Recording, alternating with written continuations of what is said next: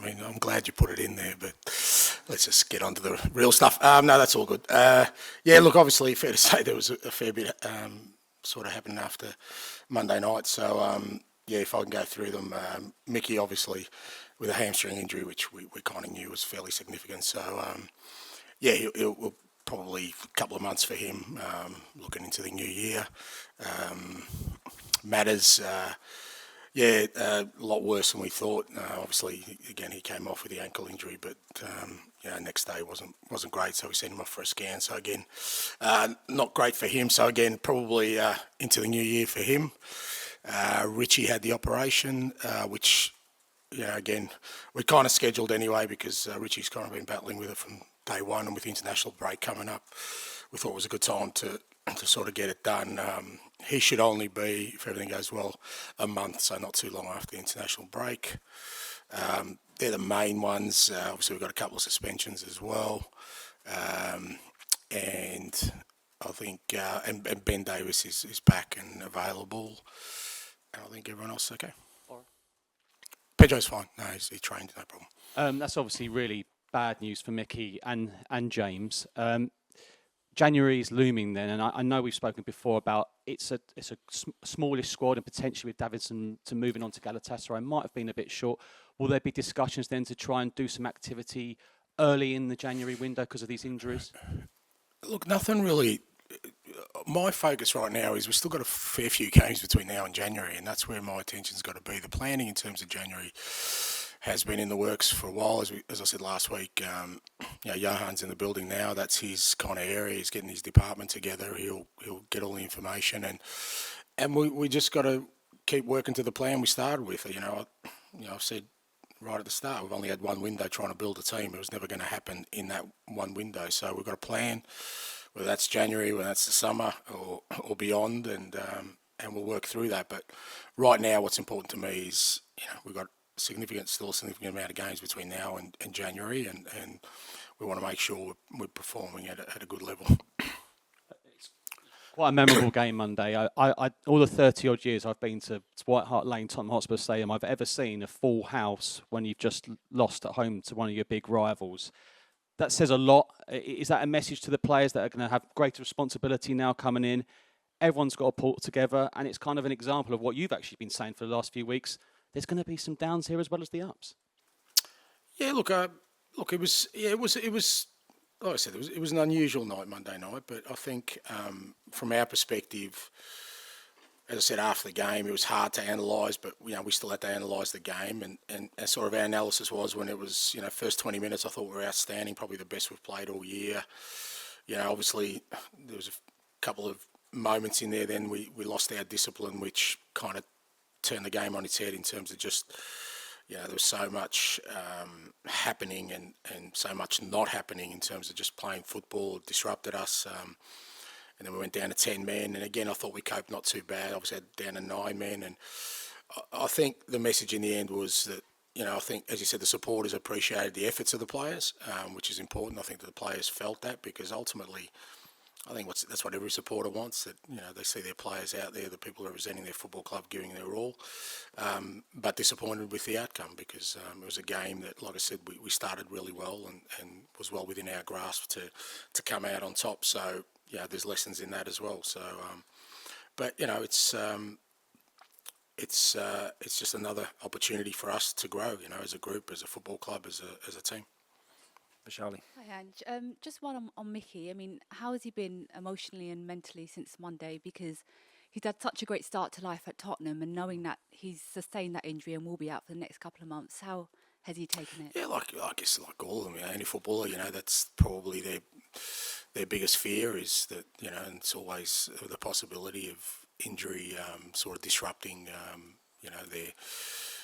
their careers, and he was obviously disappointed, but now it's about rehab and making sure that use this time to get strong and come back better than ever, and he's got good support in the building in terms of the medical team, sports science staff, and knowing Micky and already the time I spent with him, he'll leave no stone unturned to make sure he comes back bigger and better.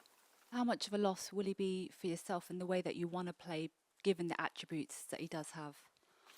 Yeah, look, it's look, all the absences are kind of have an effect on the team. I guess the unusual one for us, and again, I not many times in my career, if any, where we have such a disruption for one game. We've lost sort of almost 4 or 5 starters in one game. That's where, 3 of our back four. So that's where, we kind of get affected more than anything else. I think if it was just Micky, and obviously, you'd miss him because of the qualities he has, as you said, it wouldn't disrupt us as much. But we've got to bring in 3 different players in the back four, and that's the big challenge for us. You mentioned all the absentees for tomorrow's game. I mean, there was a lot of talk after the game on Monday about the way that you want to play, even when you're down to 9 men. Given Wolves' front line, Hwang in form, Cunha as well, is there a temptation on your part to change the way that you play just for this one game? Yeah, there's always the temptation, but apart from chocolate, I'm pretty good at not giving in to temptations. What's the message been then to the players? Like, is it, if you said, there's an opportunity for people to come in and prove themselves? Like, Yeah, look, I'm not one that kind of just reacts off sort of the short-term stuff. Ultimately, we've tried to keep it as a normal week. Like I said, it is an extreme situation when you have so much sort of fallout from one game. But ultimately, it's about sort of preparing a team for this week. You can't sort of look too far beyond that because, as I've already seen, every game in the Premier League is a challenge, and Wolves is going to be a hell of a challenge for us. So, I think I don't want to sort of, veer away from kind of what our focus has been all along. That is, every week we try and prepare and be ready for the next challenge. And, even though it's unusual circumstance, that's what we've tried to do this week. do you sense then that the players do want to rally around and kind of lift themselves after this? Because it is a big disappointment losing key players, isn't it? Yeah, it is. Of course it is. But, I don't think it would take that for them to rally around. They do it every day. I mean, that's, ultimately that's what you want. You want them every day sort of wanting to give their all, give their best. They don't need extra motivation. So, we're aware that obviously we're going to have to make some changes for tomorrow. But, the guys who will come in have been training hard to understand how we want to play, and will come in and give everything they can to try and make us successful. I mean, the tricky part for us, and I know people have kind of said it's an advantage that we haven't been in Europe or in the Cups, but if we had been, some of these guys would have had game time. That's the tricky bit. A lot of them are going to come in and haven't had a lot of game time, and that's where, from our perspective, because again, we can't afford any more injuries. Just got to be really careful about sort of, the kind of game time we give people. And just looking back at Chelsea, have you been able to watch it, rewatching it? Does it make any more sense, or is it one of those games you look at and like, this is just carnage? Yeah, no, it does. Like I said, I mean, you kind of, when you take the emotion out of it, and I looked at it, like I said, the first 20 minutes I thought were outstanding. I thought some of our football, and we really started on their tempo, and then like I said, there was a 6 or 7 minute spell where we just lost our sort of composure, and we kind of paid a price for that. And the rest of the game, it was difficult because, as I said, after the game, it seemed to be a lot of sort of outside intervention, which didn't really make it sort of a game where you sit back and analyse and you go, okay, we could have done this, could have done that different. It was just a lot of, like I said, a lot of unnecessary disruption in a game that, in the end, you just really, all you're doing is having two teams fight for a result rather than anything more than that. Hi, Ange.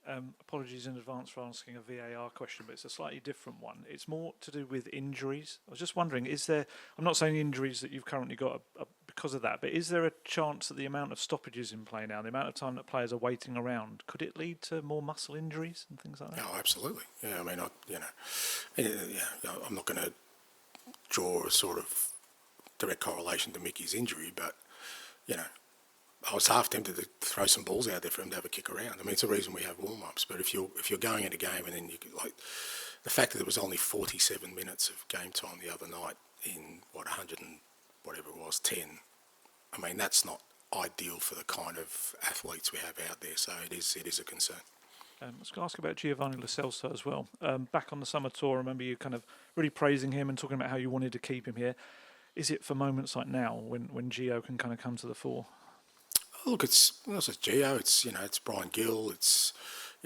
We've got to be careful with Bentancur a bit, but it's for him. It's for Skippy. It's for Eric Dyer. It's for all these guys. That's why they've been training hard. They've been training with us. They haven't been training separate from the group. Everything we've done together, and they've worked hard. And for all of them, it's about being prepared for when your opportunity comes. And fair to say that the opportunity comes now for a few of them, and it's up to them now to take that opportunity. But they've been preparing themselves for that, from the first day. Often when you have so many players out at a club, there's it kind of makes you not forces you, but makes you look at the academy and the younger players that may be involved in training. Is there any young players in particular in this last week or so that you've kind of really got to have a closer look at and come into your thinking? No, not really, because again, that would be me being negligent.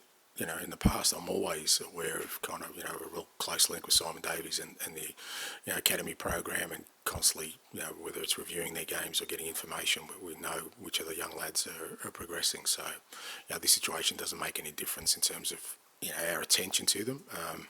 But again, fair to say that with the numbers we've got, one or two of them could get an opportunity to be part of the first team setup, which, again, for them is an opportunity.